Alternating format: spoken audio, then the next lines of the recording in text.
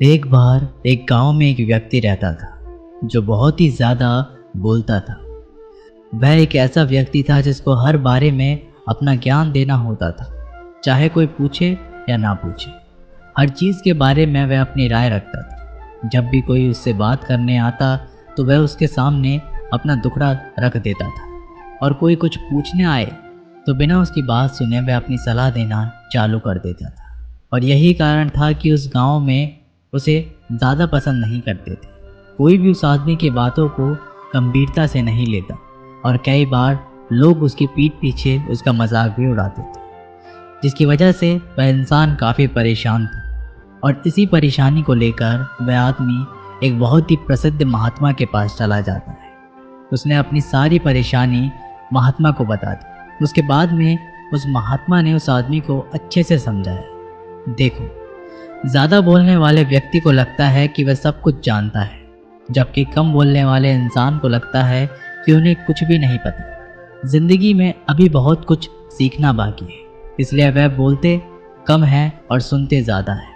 और असलियत में समाज में उन्हीं लोगों की इज्जत होती है जिन्हें अच्छे से पता होता है कि कब बोलना है और कब चुप रहना है। देखो, मैं तुम्हें एक दिन में तो नहीं बदल सकता, लेकिन मैं तुम्हें 5 ऐसी स्थिति बता सकता हूँ जहाँ पर व्यक्ति को चुप ही रहना चाहिए।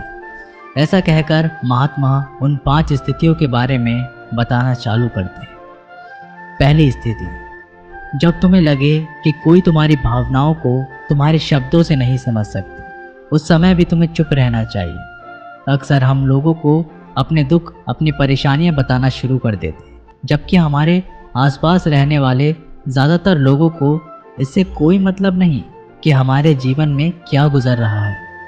हर इंसान को केवल खुद से मतलब होता है। वह केवल खुद के बारे में बात करना चाहता है।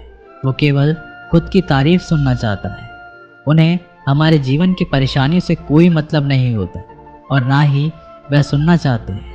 हो सकता है 1 या 2 बार वह तुम्हारी दुख भरी बातें सुन ले, लेकिन उसके बाद में वो तुमसे दूर भागना शुरू कर देंगे, क्योंकि कोई भी दुखी और असहाय इंसान के साथ रहना पसंद नहीं करता।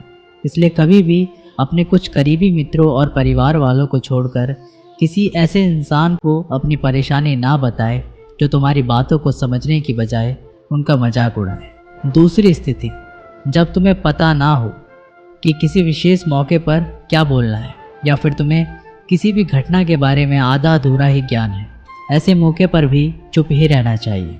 ऐसा इंसान जो आधा अधूरा ज्ञान होने के बाद भी उस विषय के बारे में बात करता है, वह अक्सर मजाक का पात्र बनता है। और कोई भी ऐसे इंसान को कभी गंभीरता से नहीं लेता। अपनी बात को प्रभावशाली तरीके से वही इंसान रख सकता है जिसने उस घटना का विषय के बारे में गहराई से जानकारी है।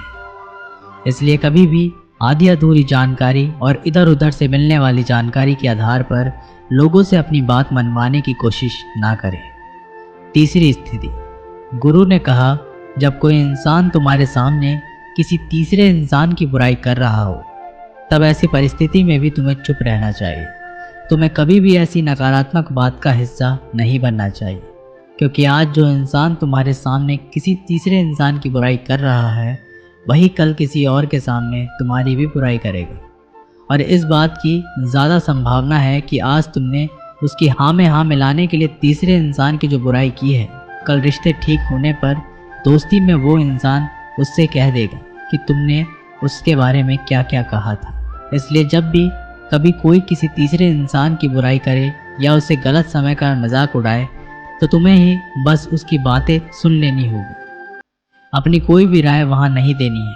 अगर तुम ऐसा करते हो तो भविष्य में तुम्हारे लिए समस्या खड़ी हो सकती है। गुरु ने कहा, चौथा, जब कोई तुम्हारे ऊपर गुस्से और घृणा से चिल्लाए, तुम्हारा अपमान करने की कोशिश करे, तब ऐसी परिस्थिति में तुम चुप रहकर सामने वाले की गुस्सा और घृणा को कम कर सकते हो। साथ ही तुम इस स्थिति को खराब होने से भी बचा सकते हो, जब तुम सामने वाले का जवाब क्रोध से ना देकर उस समय चुप रह जाते हो।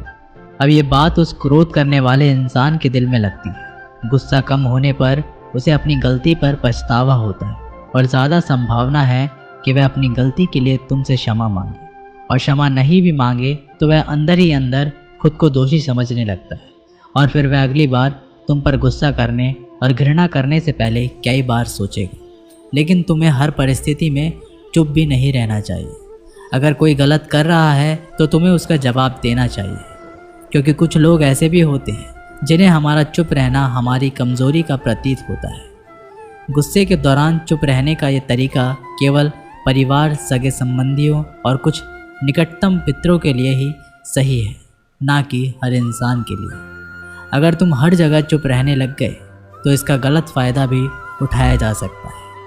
5वां, जब कोई इंसान उसके जीवन की कोई भी दुख भरी घटना या अपने जीवन की परेशानी साझा कर रहा हो, ऐसी स्थिति में चुप रहकर सिर्फ उसकी बातों को सुनना। ज़्यादातर लोग ऐसे होते हैं कि किसी ने उनके सामने अपनी समस्या सुनाई नहीं कि उन्होंने समाधान देना शुरू कर दिया। जबकि जब कोई इंसान हमसे अपनी परेशानियां साझा कर रहा होता है, वो हमसे किसी सुझाव की उम्मीद नहीं करता। वो बस ये चाहता है कि हम उसकी पूरी बात ध्यान से सुनें, क्योंकि जब हम किसी की परेशानी को ध्यान से पूरा सुन लेते हैं तो उस इंसान को एक आत्मिक शांति मिलती है। उसे ऐसा लगता है कि चलो किसी ने तो मेरी बात को समझा। अधिकतर मौक़ों पर जब लोग हमसे अपनी परेशानी साझा करते हैं तो वो बस हमें अपनी बात बताना चाहते हैं। वह ये नहीं चाहते कि हम उन्हें सलाह देना शुरू कर दें, क्योंकि जो सलाह हम उन्हें देने वाले हैं वह सब उन्हें पहले से ही पता है। परेशानी के समय किसी इंसान को सांत्वना देने का सबसे अच्छा तरीका है कि हम बस उस इंसान की पूरी बात को ध्यान से सुन लें। जब हम लोगों की बातों को बिना उन्हें बीच में रोके और बिना किसी सलाह दिए पूरे ध्यान से सुनते हैं तो उनकी नज़रों में हमारे लिए सम्मान और स्नेह का भाव पैदा हो जाता है। हम ज़्यादा गंभीर, समझदार और शांत दिमाग वाले इंसान प्रतीत होते हैं। इसलिए जब भी अगली बार तुम्हें कोई अपनी परेशानी बताए, बस उसकी बातों को ध्यान से सुन लेना और जब तक वह तुमसे ना मांगे तो उन्हें किसी भी प्रकार की सलाह मत देना। गुरु ने कहा, मेरी एक बात हमेशा याद रखना, जब तुम कम बोलते हो तो लोग तुम्हारी तरफ ज़्यादा आकर्षित होते हैं। तुम क्या हो और तुम क्या सोचते हो? शिष्य ने हाँ में सिर हिलाया और वह गुरुदेव की बातों को समझ चुका था। उसे किन किन परिस्थितियों में शांत रहना है। उसने ये भी जान लिया कि कम बोलकर आप अपनी प्रतिष्ठा वापस पा सकते हैं। इसलिए दोस्तों, हमें अपने जीवन में कितना आवश्यक है उससे कम ही बोलना चाहिए। हम आशा करते हैं आपको ये वीडियो पसंद आई होगी। मिलते हैं एक अगली वीडियो के साथ, तब तक के लिए अपना ख्याल रखें। जय श्री कृष्ण।